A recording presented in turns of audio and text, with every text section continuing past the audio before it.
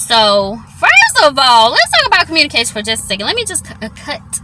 I had no idea that if you hook your phone to your car through Bluetooth, you can have your messages read to you in the car. Like, the car will read your text messages for you. Like, raise your hand, put down in the comment, raise your hand in the comments if you guys knew this. I didn't know this. I don't hook my phone to the car very often, especially to utilize functions such as like reading messages. And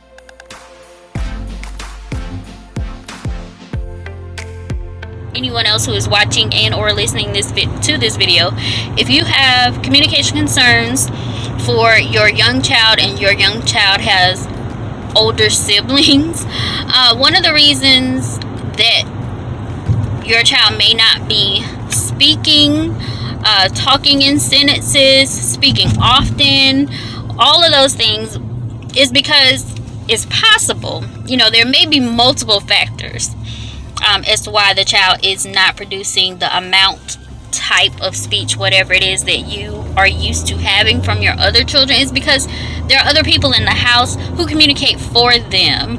So that may be also a huge factor in it. Maybe someone else is going ahead and speaking for them and or fulfilling all of their needs. Like, they don't really have a need to request anything, to ask for anything. Like, their needs are being met so well. It's so possible that their needs are being fulfilled and met so well by someone else in the home that they don't have a real need to speak. So that's why I was saying that play-based type of therapy, that functional type of therapy, where you're modeling for them what you expect for them, setting that clear-cut expectations of the type of communication that you want from them to make things happen in their environment, is crucial. So important to model the type of speech and or communication that you are expecting for them to become productive members of society. So you're going to have a conversation with anyone who lives with that child to not speak for them too often. It's going to be a very abrupt end to the situation and be very uncomfortable as well as frustrating if everything just comes to a screeching halt. So just kind of tell them, lay off, let him or her speak. Let him get his thoughts out. Let him say whatever he wants to say, make whatever sound, go point to whatever it is, push a button, whatever mode of communication you want them to have. Allow them the opportunity to express themselves, their needs, thoughts, wants, feelings, all the above, without someone else jumping in and saying, oh, he wants a ball, oh, he wants a bottle, oh, he wants this, don't you want to do this? You let him or her cultivate their own communication. And sometimes it's really sad. Like, I have to set up those situations where it's not real. So I know that they want something, but I don't give it to that child, whether it's in therapy or my own children, because I want them to ask for something. Or in the past when they were younger, I want them to request. I want them to use your words. I tell my children all the time, use your words. Even now when they're frustrated about something, use your words. Yes, be frustrated. Yes, cry, whatever it is. But I also need you to use your words to tell me what's wrong. And we got to figure out how to fix it. Or what do you need? What do you want? Is there something you want to say? Whatever it is that they need or want, unless they have asked for it in some shape, fashion, or form. So if I need them to use their words, if that is what I've told you that I have expected, you're not getting whatever it is that you want until you use your words, until you show me the sign, until you point to whatever, until you take me to whatever it is that you want, or you make a choice or whatever. I'm not moving. So it's tough love, tough types of therapy, but honestly it works. Like, you're not going to do anything that you don't have to do. That's how the child is. It's possible that their needs are definitely being fulfilled. Welcome back to another Cash Check or Credit with Kira. And today I was not planning on coming on camera.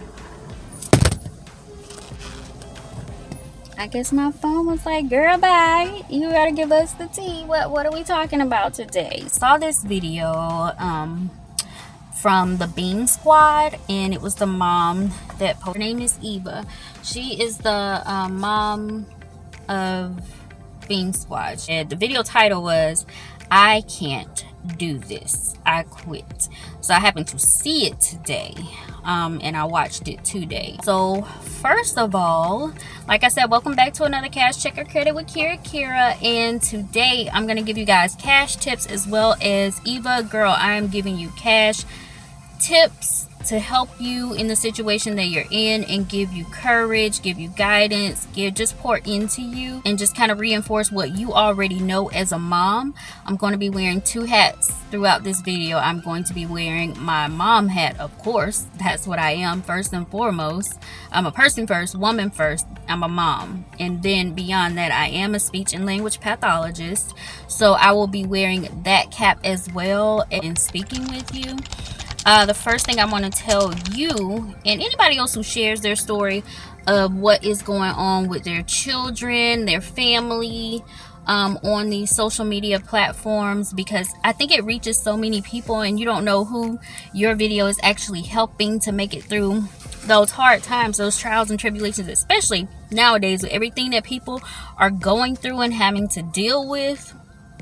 In addition to regular life, all the curveballs that get thrown to you. So first, thank you so much for sharing. Thank you. I know it was really hard for you to share this vulnerable moment for something that you did not plan, you did not script for. There is no script in life for these things.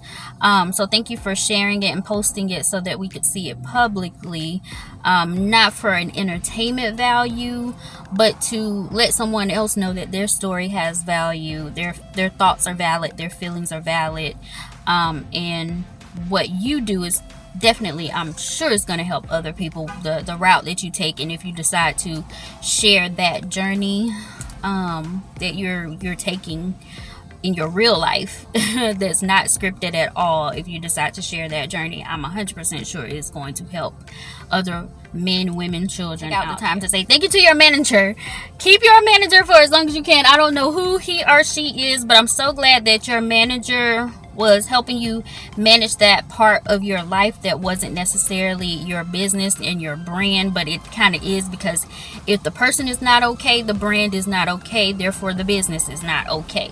So I'm so glad that they took the time out to talk to you and point out to you that Albert Einstein also had problems. First of all, you have only been a parent of 3 for less than a year. So girl, give yourself some more grace on that. You've only been a parent of 3, and then working in half staff, half mass for less than a year. So, you know, usually there were 2 of you in that household to raise all of your children, but now it's just you, and it falls upon you. And so there was no manuscript for you. You know, we have what our parents taught us, or whoever it was that raised us, to look to pull from when we are parenting our kids. But ultimately, it's just off of your intuition and your own thoughts and everything. So I commend you for pushing forward through your hard time, still making sure you cultivate your brand. And now you're realizing that you're going to need to pour a little bit more into your child or children to help cultivate them to be productive members in society without you. And ultimately, that is the goal, to make sure that our kids can be productive members of society without us, when they are able to get out on their own and do their own thing. That is the reason why we are raising them, other than the fact that we love them and they came from us. Eventually, the end goal, the end game, is to get them out and be individuals, right? So give yourself a little more grace on that, girl. You have been doing this, and it was not a part of the plan to do it by yourself for this period of time, but you're gonna make it through.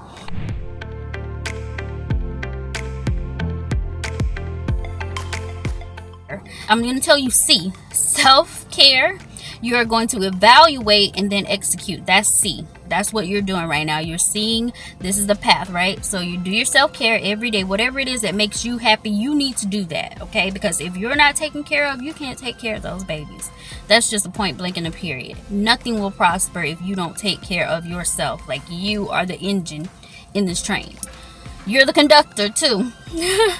So, you know, self-care and then evaluate. You're going through that period of evaluation now, where you're trying to figure out what is the best route to take to get more help for my children, more help for yourself. I know you said that you're going to go to therapy, and that is wonderful. Definitely more of us should be going to therapy.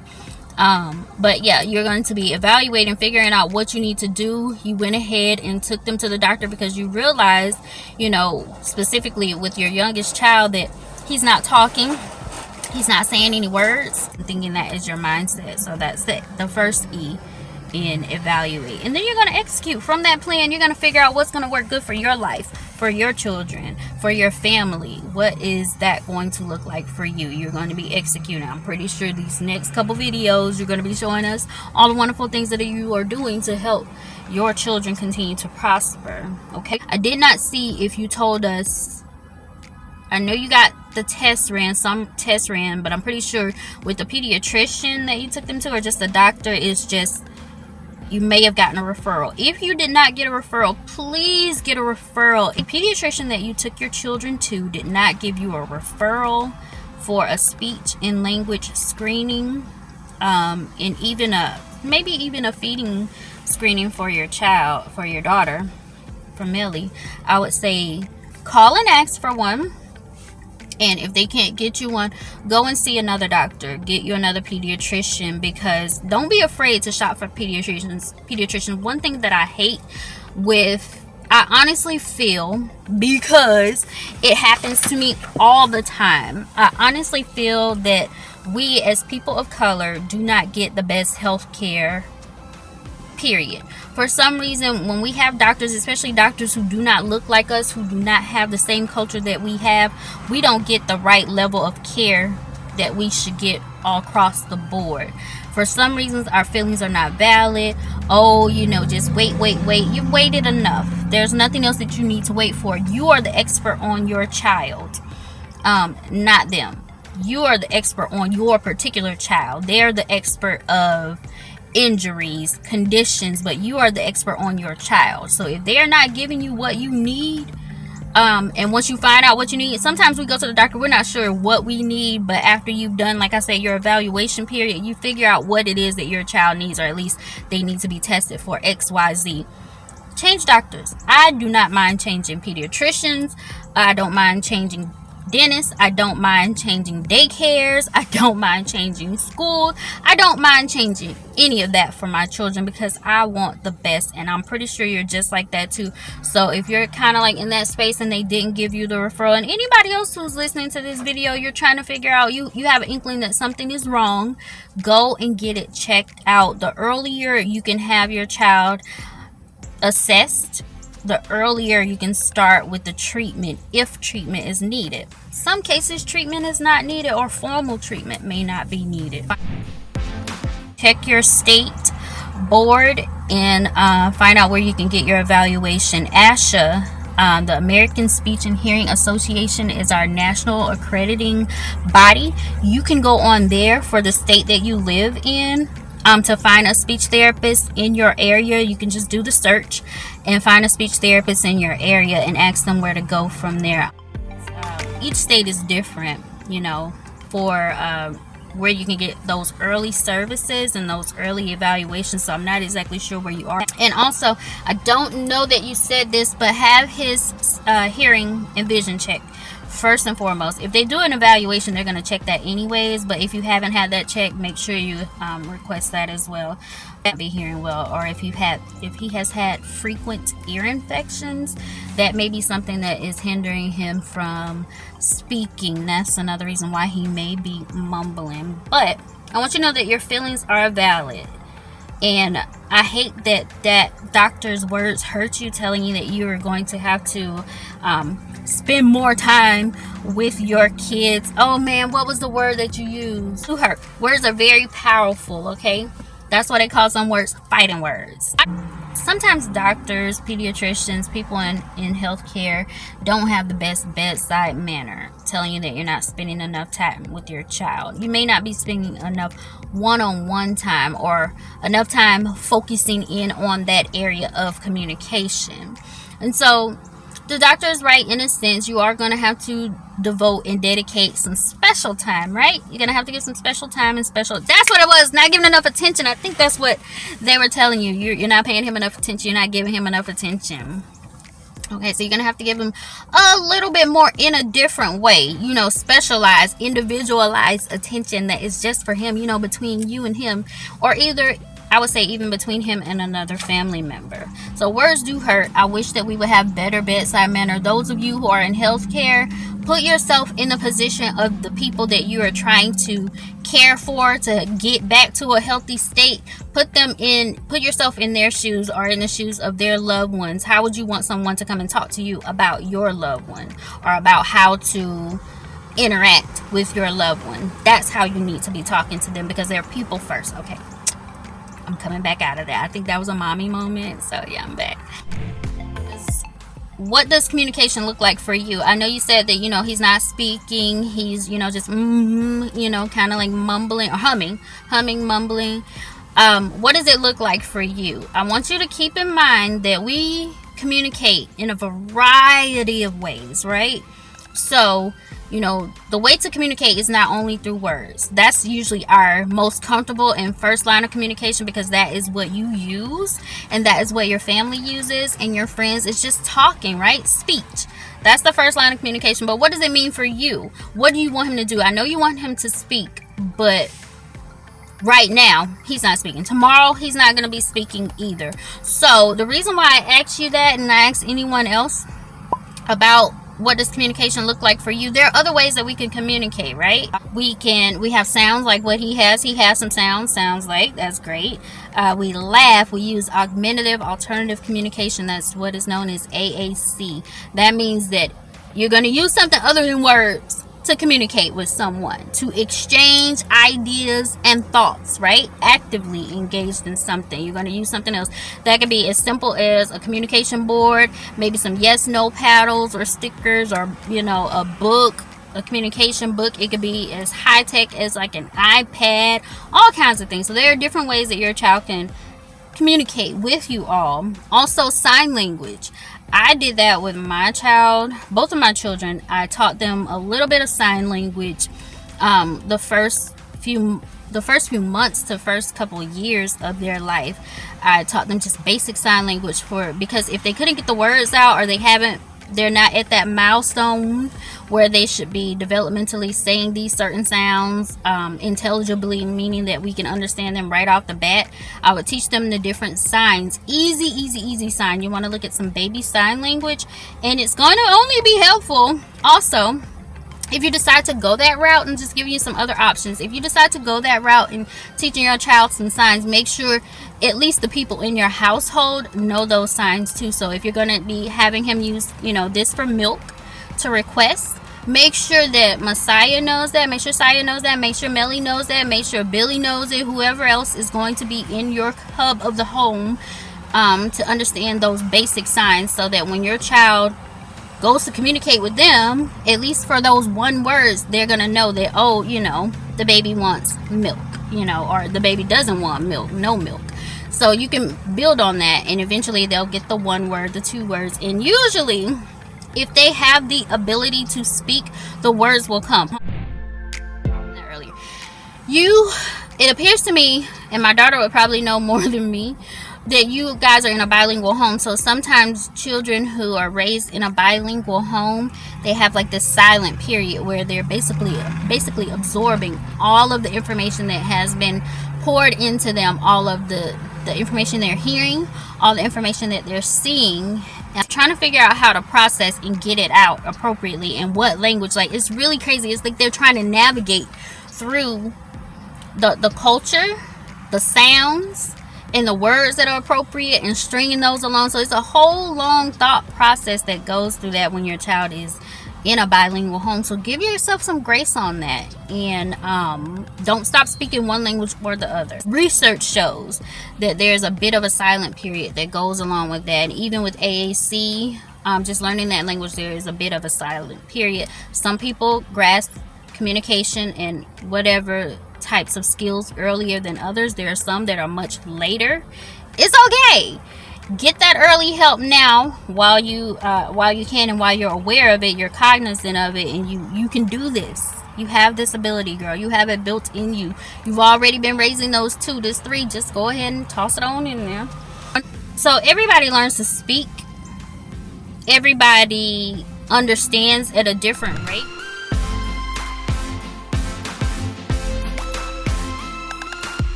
And your 3 children are going to be different in their rates. Like, it just is what it is. For some reason, like, that first child usually is like the model, right?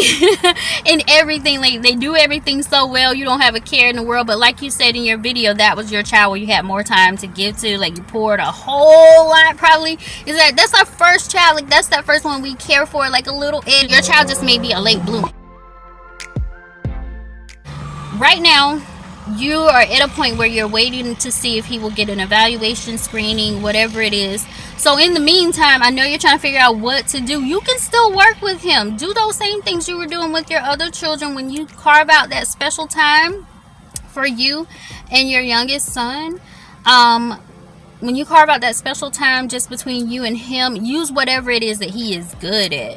So if he's really good at knowing, if you guys are sitting down with a book and he knows to turn those pages, he can grab things, he can go get things. Is he good at following directions?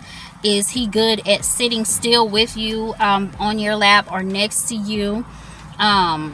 And the types of things also that he is, does he imitate some of the songs? I know you guys have a couple of songs, videos, at least I've seen, definitely. So does he even just hum those tunes? Use whatever it is that he is really good at and that he's really interested in to help build the bridge of the gap between what it is that he is able to do and where you need him to be.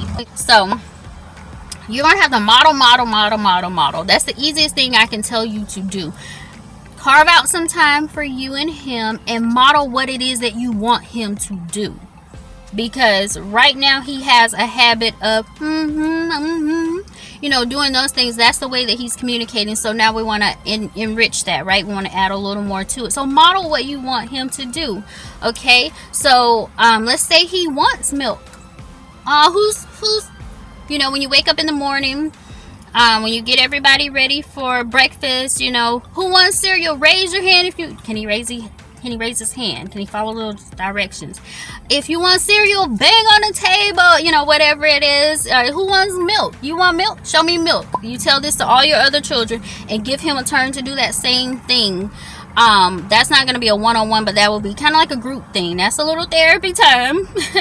But when it's just you and him, carve out like 15-20 minutes a day, just you and him, and maybe even another family member can do the same thing, where they are having him. You're going to tell him what you want him to do. Milk, everybody, milk. Hit the table if you want this. Milk. Whatever it is. Point to those pictures. You can get pictures. I would say use real photos. You already have a bunch of cameras. Take photos of, let's say, start with 10 common objects. He's gonna need his diapers changed. He's gonna want his sippy cup. He's gonna want his favorite snack. He's gonna want the iPad. He's gonna want his favorite blanket. He may get hurt. He needs a band-aid. Just 10 things that he normally will have to have in his normal life. See if he will request those things. Have him point to those. You can keep them in a book or keep them on the refrigerator or keep them in the area where they would be most likely to be found. So the blanket will be in a bedroom. You can just put a picture of that blanket, put it on the door. Just use a piece of tape, just stick it to the door. You guys can use flashcards, photo albums. Have him look through your phone and just name different people, name different things that are in your phone, in your photos, your photo gallery, so that he can get your hand and take you to that and point to that blanket, or get your hand and take you to the refrigerator and point to the orange juice or the milk, or get your hand and take you to his diaper shelf or whatever it is that you have. Just have him show you, and you're gonna have to show him to show you. So let's go take a look at the picture. We have some new pictures.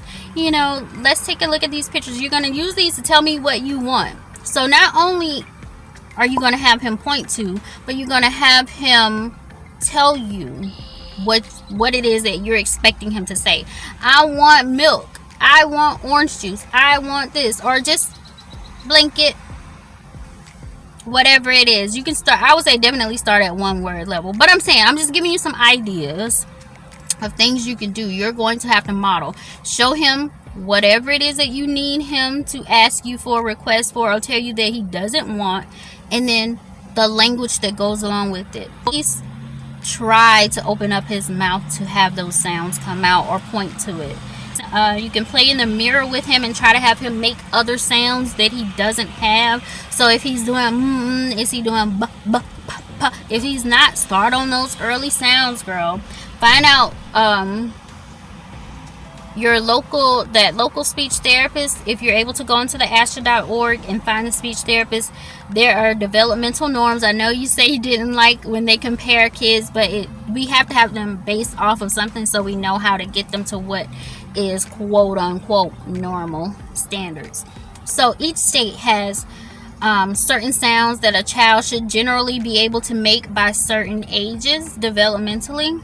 And so usually P's, B's, and M's are like the first sounds that children should be making. You can I'll try to put up a chart here. I have one, I think, for Georgia and Florida that I can just put my hands on today, but the speech therapist and where you are will be able to have that chart for you. You can start working on those sounds today, P's, B's, and M's. And if you haven't found that chart, just start working on those. Pa pa pa ba pa pa. Sit in the mirror, put the mirror in front of you guys, sit right next to him or right behind him, point to your mouth and see if he can try to make those sounds. Let him put his hand up to your mouth and feel that air coming on his hand out, and you tell him, hey, you try, make the sound, and try to put air on mommy's hand, whatever it is.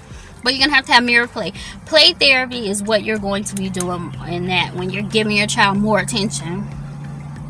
You're going to be playing with his favorite toys. Oh yeah, who are the famous kids toys these days? Like, my child loves Peppa Pig. I don't know if your kid loves Peppa Pig, but let's just say it's Elmo. You have an Elmo doll. He loves Elmo, or he loves Spider-Man, or he loves somebody from Black Panther. You have those little action figures, whatever it is. Oh, he's thirsty, he really wants some soda. Oh, he really wants to have some cereal, and I want cereal. All right, you make him ask for cereal, roll him the ball, whatever it is. You're going to have to interact and pour in that language and give him an opportunity to build on that language, imitate that. And it's not something that is going to happen overnight. I think we're in the mind space where we're looking for instant gratification, right? We're looking for instant rewards. And I know you know this because you're already a mom, and you know that things just don't happen overnight. Like I say, he won't be speaking tomorrow, but I promise you, if you stay with it, you will see a change in his communication. If you go ahead and just do that play-based therapy, get you a couple of pictures, make him requests, make choices out of 2 or more things, give him something he doesn't like when it's time to have dinner. Like, say he hates carrots, right? But he loves mashed potatoes, so give him his turkey and his mashed potatoes and some carrots. Or you can just show him, and right there before you put it on his plate, you have the turkey there, because he's gonna eat his turkey or whatever it is, tofu, turkey, whatever you give him. But then you have the mashed potatoes and you have the carrots. Hey, which one you want? You want mashed potatoes or carrots? Point to the one you want, or grab the spoon for the one that you want. Whatever it is, and then you can give it to him. And then eventually you can do that same activity over and over and over again, where he's making those choices, and then you add in the speech part, because it sounds like to me you want him to speak. So then you have him say potato or carrot. You try to get him to say that, at least say the beginning sound, or word that sounds something like it, something to show that he is actively engaging, right? He's getting that good communication intent. He is giving intentional communication. That is what you want. You want him to make that choice first by pointing to or picking up whatever it is, and then you're going to add in the speech. And then later on, you can you're still going to be modeling. I want potatoes, I like potatoes, I love potatoes, I'd rather have potatoes. Those are the things you're going to be telling him anyhow, but then you're going to ask him to say that. You're not asking him, tell him. Never ask a kid. If they can tell you no, they're going to tell you no. or just respectfully decline by ignoring you. So tell him, tell me potato, tell me carrot, you know, those types of things, right? So, you'll just keep building on them, and you're already doing it. I guarantee you are already doing these things, but now you're just gonna have to be more mindful of it, be more thoughtful when you are doing these things, and set this up so that everyone in the family can have these same sorts of expectations and know the routine. And you've already as well carved out that time where it's just you and him, even if it's in a bath. This doesn't have to be something where you go in the room with him and it's only just the two of you. You can do it in the car when you're going to get your groceries. So you can do those things, as you're driving to the park, as you're giving him his bubble bath, you're cutting his hair at home while you're cutting his hair, while you're cutting his toenails. You can talk to him about different things. If he has to, like my daughter loves to watch Super Saya. So I've taught her how to, how on the remotes for the Amazon remotes, they have the recorder. You can have him go get the remote, and then keep those pictures of Elmo or whoever it is he likes to watch. I don't know these days what all kids like. Elmo, Peppa Pig, and then somebody that he doesn't want. Have him make choices from those, what he wants to watch, and get the remote. And then you show him how to start trying to speak it into the remote. You're still fostering and trying to encourage that spoken language, but you also have given him another option to communicate by making those choices, by going and doing something himself. So it's not all on you. It's not on you. Okay? It's not all on you. You're going to be setting him up. You're going to be modeling, demonstrating, and then asking him, telling him to do those things also. And anyone else that is an adult in the home, or higher, on a higher level than him, older than him, you can have those specialized time. Once you found out what works best for him to communicate, you teach it to someone else, or have someone else watch so that they can do that same thing, so that he can communicate more than just in the house. That's going to be something that's down the road, but I want you to keep that in mind. You want him to be able to communicate with a variety of people.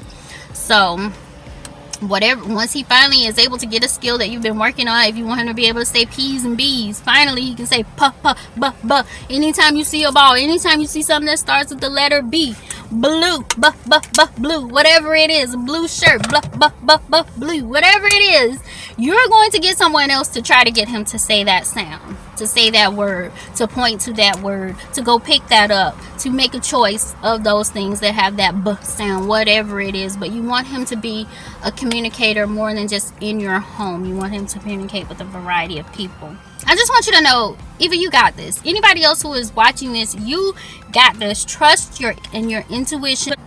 You got this. None of us had a manual on how to raise these kids. Oh, I wish we did. Oh, I wish we did, but we don't. And we set the standard for these children. So you got this. You've been working. You already know. Basically, you're going to be acting sort of while you're working with your youngest child. Is what it is. And you've proven to do that. I've seen the videos. I've seen you with the mouse thing on. That's good for your Put on the costume, girl. Go on in. Showtime, 15-20 minutes a day, or 3 days a week. Even that 15-20 minutes a day is a lot of time to figure out how to carve out. Basically, I know you're gonna feel like guilty that you're not giving that 15-20 minutes to your business, your brand, your other children, whatever it is. But for now, it's what is going to need to happen for your youngest child, and that other stuff and the other people will be okay.